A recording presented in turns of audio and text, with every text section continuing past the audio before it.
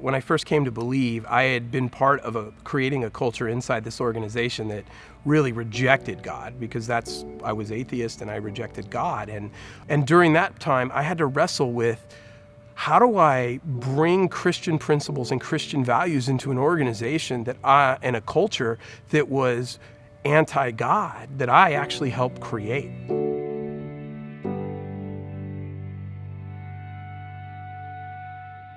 My name is Gary Archer. I am the CEO of Let's Play Sports. Let's Play Sports owns and operates indoor soccer facilities all across the country. We operate in 10 different states and all 4 time zones. I actually believed a lie for a period of time that was, if I'm really wanting to serve God, I've got to do that through the church. But what I realized was God actually put me in the position where I was so that I could serve the organization. He made that really clear. It was not until sometime in 2010 when I discovered in a magazine there was a company called C12, and just this little ad just basically hit the things that I was looking for. It was, would you like to know how to integrate your faith and your business? And I'm like, yes. I had to convince my board that this is something that the company should spend money on. At the time, the bank and the CPA were basically telling me that I needed to use up $600,000 worth of my carry forward.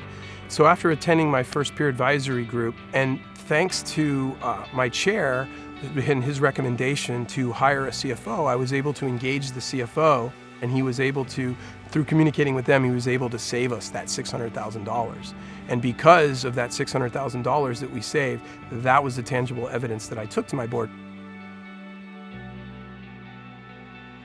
Although we were ecstatic about the financial results that C12 helped us achieve, we knew that there was greater things at stake. So when we first looked to get started integrating the ministry into the business, I was really timid about getting started. I had a lot of fear about the pushback that I would receive.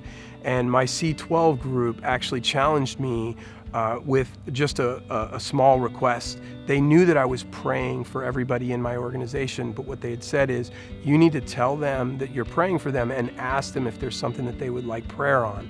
And I didn't want to do that, and I was really nervous about the feedback that I was going to get. But what I actually got was a lot of positive feedback about people saying, hey, we didn't even know you were Christian, thank you, here's all these things that you can pray for, and it just went really, really well.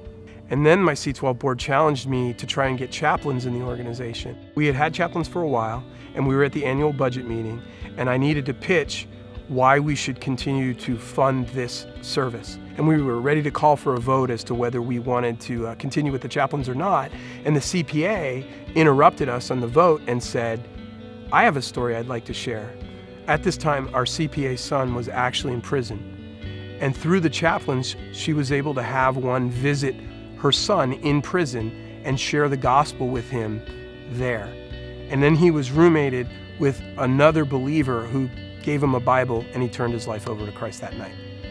So our ministry results haven't stopped. C12 has continued to hold me accountable to be more bold about sharing the gospel, caring for our employees, their families, and our customers. We continue to pray for our people.